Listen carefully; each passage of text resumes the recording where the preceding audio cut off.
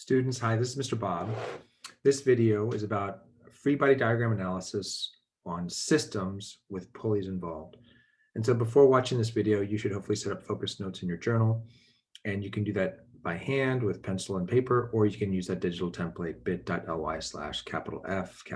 template. And then as always, after watching this video, I recommend 2 to 4 days later, you should fill in, add, group, chunk, or highlight the notes, or write in some questions where you have space, like on the left-hand side if you've set them up that way. And important to identify points of confusion.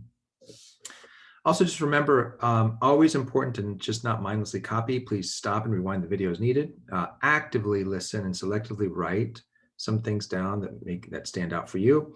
If I give you a sample problem, make sure you make your brain think about it, pause the video, and then continue on.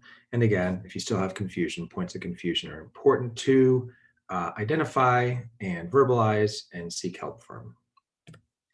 2 essential questions. How can we apply our understanding of free body diagrams and Newton's laws to a collection of objects? And how does the presence of a pulley affect the analysis of a complex situation? I want to start with a definition.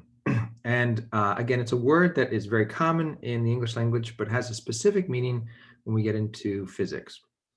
So when I talk about a system in physics, I'm talking about a collection of 2 or more objects. So for example, if I have a table and a box sitting on the table, I could talk about the box individually, or I could talk about the table individually, or I could talk about the system of the box and the table together.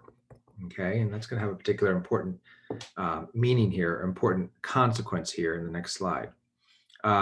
Similarly, if you can envision something like this, here's a box, here's a string attached to another box, and I might pull this box in this direction, and the 2 boxes together and the string, if the string is taut, they might slide together. Okay, this would be another example of a system of objects. If I were to just draw a dotted line around it, the box, the string attached in the other box, that blue dotted line kind of demonstrates that they're a system, and I could talk about them as a system of objects, or excuse me, a system which is a collection of objects. And this is an important note here. Oftentimes we do this because it's helpful, and you'll see in a second why. But it's important to know that oftentimes these systems are moving together in concert. So like, for example, if the rope is taut here, box B and box A are going to both have the same acceleration, same velocity as they're moved horizontally across the table. Okay, let's take a look at this setup right here that I have. I have a mass I'm calling M1 on this tabletop. And by the way, it's a frictionless tabletop. And I have a string attached to the mass and being routed over a pulley here at the end of the table. And on the other side of the string, I've attached it to another mass I'm calling M2 that's hanging over the edge of the table. Okay, and it hasn't hit the floor. It's hanging off the surface of the floor. And we're going to assume friction, not only is it frictionless, but also there's negligible air resistance for this problem. So clearly with no friction, assuming we're on the surface of the Earth, the moment I release M2, or let's say I'm holding M1 down with my hand right here. Okay, but the moment I release M1, what's going to happen? You've probably seen something like this. The mass 2 is going to start going down this way, and mass 1 is going to start moving to the right. Okay, well, keep that in mind, because what can we say here, right? We can say here that we have mass 1, a string between the 2 masses, and mass 2. This is a system here, and that's going to come into play here in a second. So what I want to do is I want to walk through free body diagrams. I want to walk through what the free body diagram for M1 would be individually, M2 individually, and then M1 and M2 together. So let's go ahead and do that. First of all, with mass 1, what do we got going on here? Let me change colors here if I can. Oh, that's not good. Okay, let's just go with this color. I'm going to reduce this to a dot as usual. On mass 1, as I'm looking at it on the table, well, we've got the normal force from the table pushing up on the mass. We've got M1's weight. I'm going to call that FG1. And we have the tension from the string pulling it to the right. Okay, I'm going to call that FT1. What about mass 2? Well, if we look at mass 2, what do we have? Mass 2 has its weight, pulling it down. So that would be FG2. And we have its tension, and I'm going to call it FT2, pulling it up. Okay. And just so you know, I could put a forces table on each of these. I could like solve these individually, and I may ask you to do that in the future. It's definitely one way to approach these problems, is to basically look at these individual objects still and create these equations, then try and somehow relate the equations to each other. But I want to show you a more elegant way of maybe approaching this problem. And that has to do with this idea of considering this to be a system. So notice, as I mentioned, I'm going to draw a purple sort of rectangular-ish thing around M1, the string between them, and M2. Okay, and so what I have here in purple is a system. Okay, and let's establish one other thing before we go too much further, because this is going to be important here in a second. I want to set up my coordinate system, and now notice what's going to happen here on the tabletop. With M1, I could even set this as being positive y, negative y, and then this is negative, and this is positive for the x direction. Okay, now here's a really key thing. What happens when we get to this pulley? This pulley basically redirects the string and kind of offsets it by 90 degrees. So in essence, what it's doing to this problem is it's changing the coordinate system at this point. So the positive x direction is going to the right up until it gets to the pulley, and then all of a sudden, the positive x direction becomes down towards the ground. Okay, so just keep that in mind. A pulley like this one is changing the direction of the coordinate system at some point, physical point in the problem. Okay, so if I'm going to look at M1 and M2 together, then let's look at the sum of the forces on it. So notice, if I look at, let me do this. How do I want to do this? Okay, yeah, I'm going to do this for this problem. So notice I'm going to take the purple thing, the purple blob, so to speak. Okay, and I'm going to redraw it over here. And so now we have M1 and M2. I'm just going to make them dots inside of it. Okay, and I'm going to redraw these drawings over here. I've got normal force.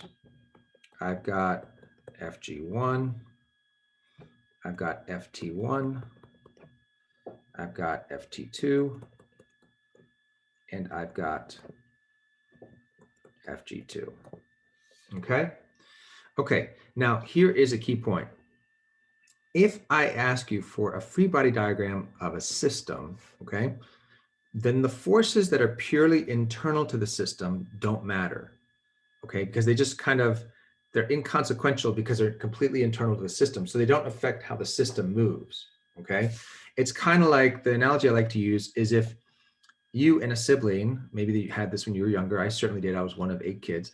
If we are in a car, an automobile that your parent is driving and you're in the back seat, and you are slapping each other because you're getting frustrated with each other, okay? You're exerting forces on each other. But if I'm examining how the car is moving, those forces you're exerting on each other are having no bearing on how the car is moving, because basically they're completely internal to the system of the car and its occupants, right? Unless, of course, you're doing it so much that your parents get upset and they turn around to yell at you, and of course they slam on the brakes or something, but that's beyond the point. Anyway, so in this case, FT1 and FT2 don't matter. We don't even have to include them. In fact, I'm going to kind of erase them here because they really don't exist if we're just looking at the free body diagram of the system. And so what's really neat about this is it makes this problem quite simpler, because now what I have going on is, again, I'm going to put the coordinate system here. This is positive x. This is positive x down here.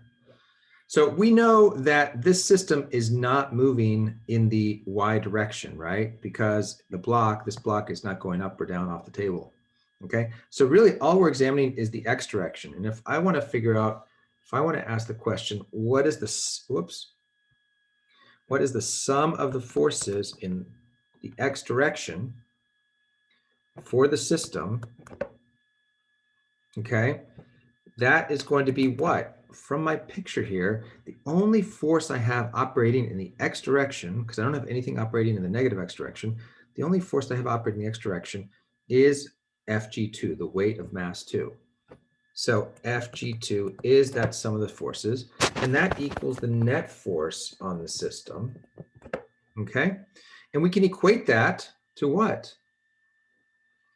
Well, the net force of the system equals the mass of the system times the acceleration of the system,